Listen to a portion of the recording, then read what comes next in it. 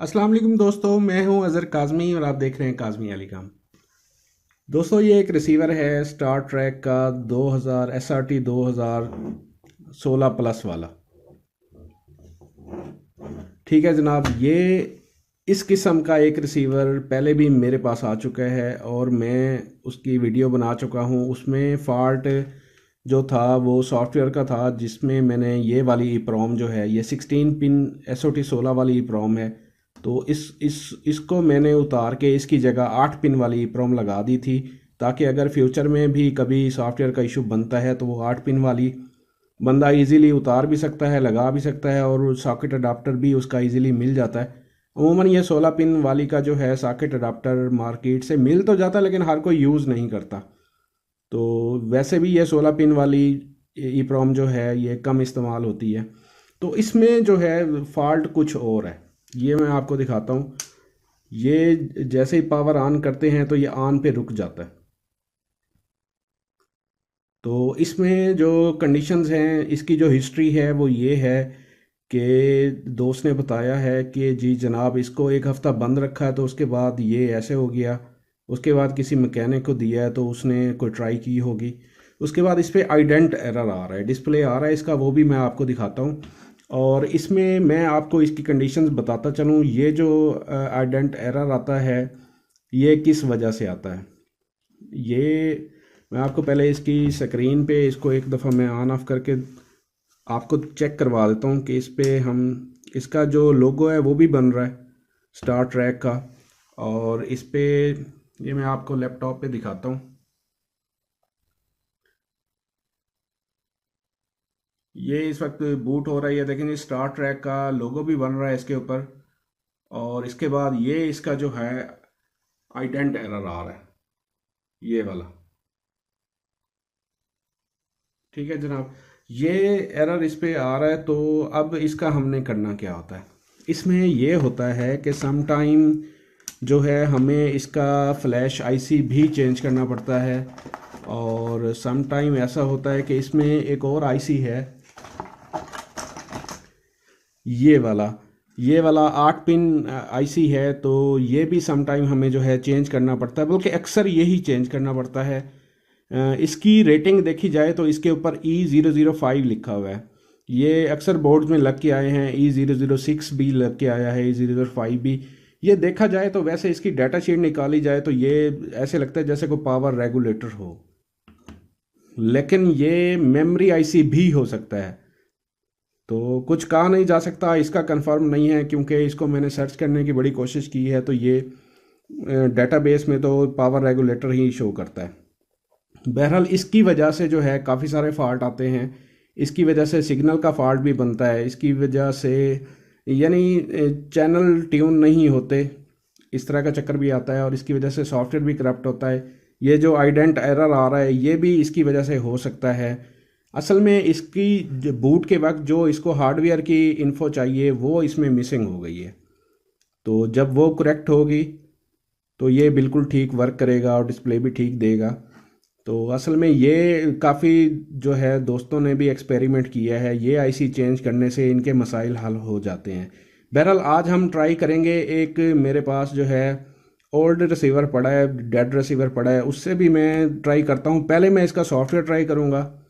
Software try करने के बाद अगर सॉफ्टवेयर से मसला हल नहीं होता तो हो सकेगा तो हम इसकी EEPROM भी चेंज करेंगे, और उसके बाद इसको भी चेंज करके देखेंगे। कि ये डिपेंड करता है इसकी कंडीशन पे। पहले सॉफ्टवेयर करके देखेंगे तो ये सॉफ्टवेयर करने के बाद ये किस कंडीशन पे जाता है, डिस्प्ले में क्या फ़र्क आता है। तो अगर सॉफ्टवेयर करने से ही मेरा मसला हल हो जाता है तो वेल एंड गुड, नहीं तो फिर इसको भी देख लेते हैं। फर्स्ट जो है इसका सॉफ्टवेयर मैं लोडर के थ्रू ट्राई करने वाला हूँ। अगर लोडर के थ्रू सक्सेस नहीं हो सका तो फिर इसकी जो EEPROM उतार देंगे और इस पे 8 पिन वाली SOP8 वाली फ्लैश आईसी जो है वो मैं लगाऊंगा। और वो इजी है, प्रोग्रामर से या क्लिप अडाप्टर से किसी भी चीज़ से उसको प्रोग्राम किया जा सकता है।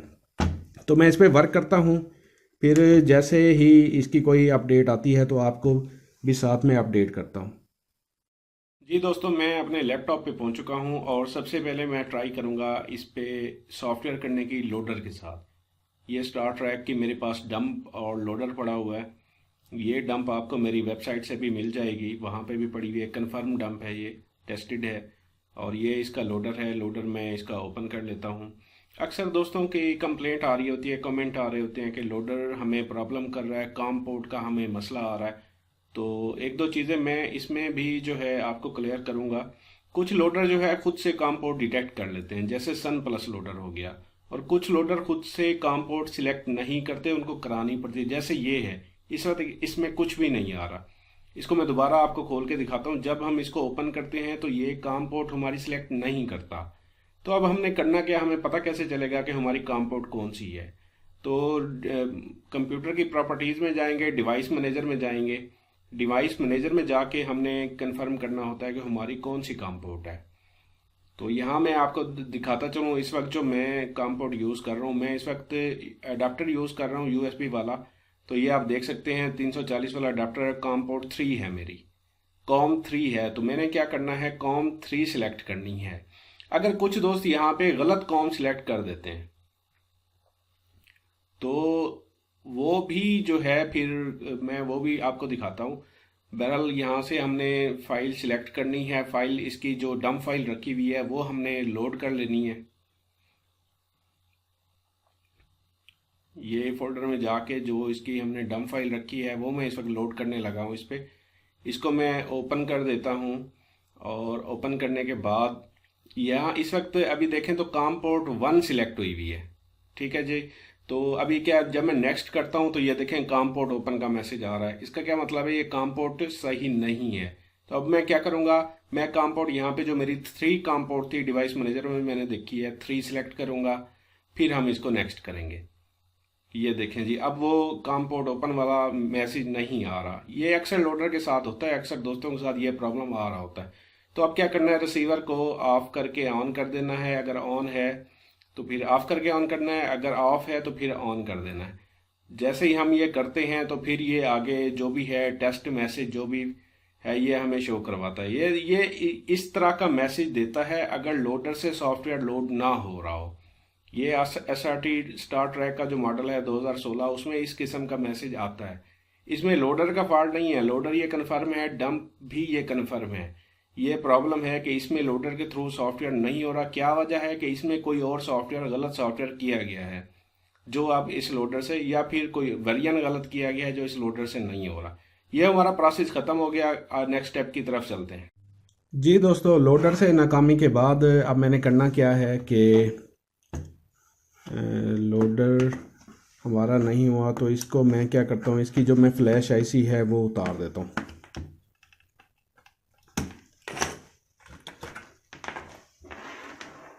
इसकी मैं फ्लैश आईसी उतार देता हूँ।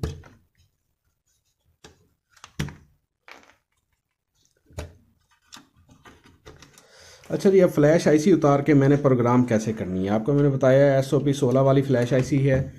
तो कुछ दोस्तों के पास इस किस्म के जो हैं अडाप्टर होंगे, चिप अडाप्टर हैं ये। तो इस पे भी जो है ये 16 पिन वाली जगह बनी होती है, इनके साथ ये आती हैं पिनें। तो इसको हम जो है सोल्ड कर देते हैं नीचे से, ऐसे ऐसे सोल्ड कर देंगे तो ये बिल्कुल हमारा प्रोग्रामर के ऊपर लग जाएगा। जैसे सेम ये क्लिप अडाप्टर है, ये वाला,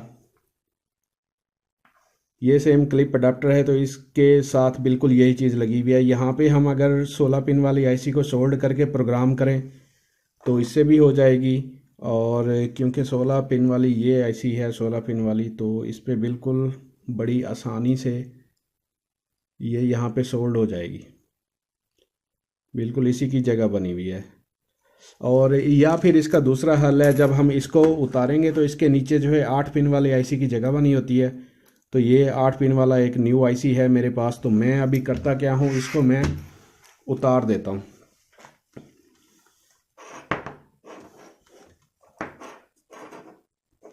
इसको थोड़ा सा पेस्ट लगा लेते हैं ताकि जो है ये ज़्यादा हीट ना हो, हमारा बोर्ड डैमेज ना हो। और उसके बाद हम इसको हीट गन से जो मैं इसको उतारने लगा हूँ।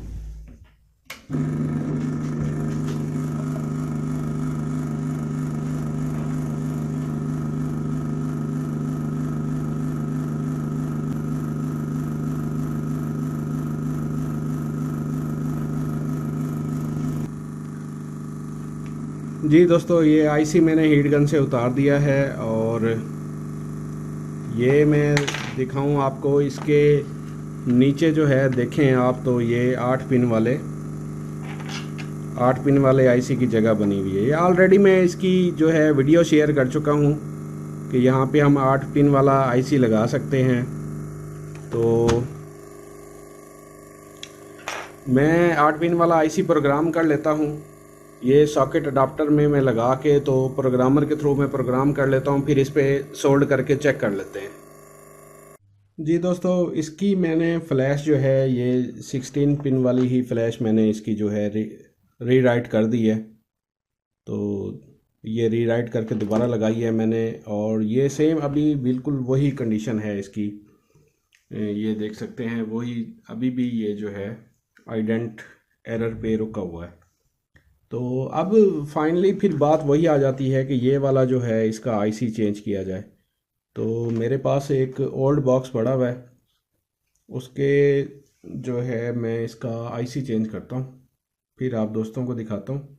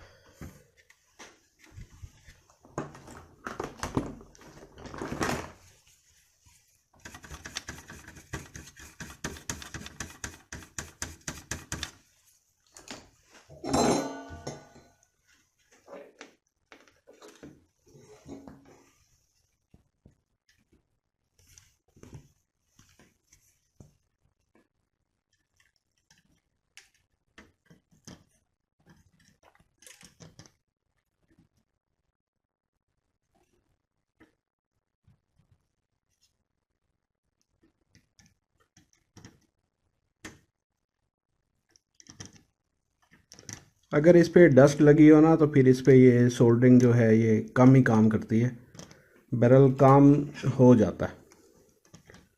हीट गन से भी इसे इजीली उतारा जा सकता था। बहरहाल अक्सर दोस्तों के पास हीट गन नहीं होती, तो ये मैं पहले भी इस आईसी के उतारने का तरीका बता चुका हूँ। फ्लैश आईसी हो या ये इस किस्म का कोई भी आईसी हो, तो आपने उसको बड़ी आसानी से उतारना होता है। दोनों साइडों पे आप इसकी सोल्डरिंग लगा दें। ठीक है जी, मैं ये अब दूसरे आईसी पे, दूसरे रिसीवर पे कनेक्ट करता हूँ ये वाला आईसी, फिर आपको दिखाता हूँ। जी दोस्तों, सम टाइम ऐसा होता है कि आईसी के ऊपर ना डॉट नहीं बना होता, तो उससे हमें पता नहीं चलता कि आईसी का एक नंबर पिन कौन सी है। तो उसमें देखना ये होता है कि ये जो इसके ऊपर लिखा हुआ है, ये अगर आपकी साइड पे बिल्कुल सीधा नज़र आ रहा हो, तो ये वाली जो इसकी फर्स्ट पिन होगी, ये वाली अगर यहाँ पे लिखा हुआ है आपकी तरफ सीधा है, तो ये वाली आपकी फर्स्ट पिन होती है। तो इसके बोर्ड के ऊपर फर्स्ट पिन का ये कट बना होता है, या सम कुछ के ऊपर डॉट भी लगा होता है।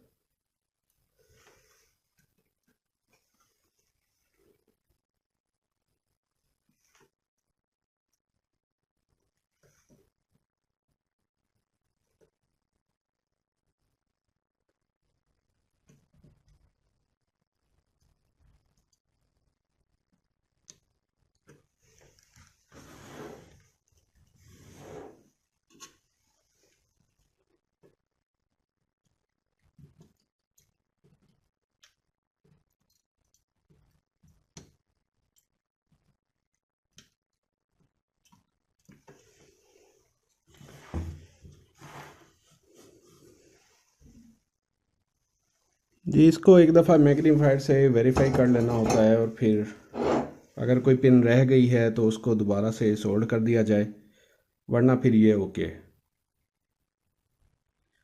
जी दोस्तों, अब बारी आती है इसको ऑन करने की। मैं इसको जो है पावर का स्विच लगा देता हूँ, और ये देखें जी, ये रिसीवर ऑन हो चुका है। और अगर ये हमारी चिप ये सही हुई तो इंशाल्लाह ये हमारा ओके हो जाएगा। ये ऑन पे आ गया है, और डिस्प्ले इसका स्टार ट्रैक ये देखें जी, ये चैनल पे आ गया।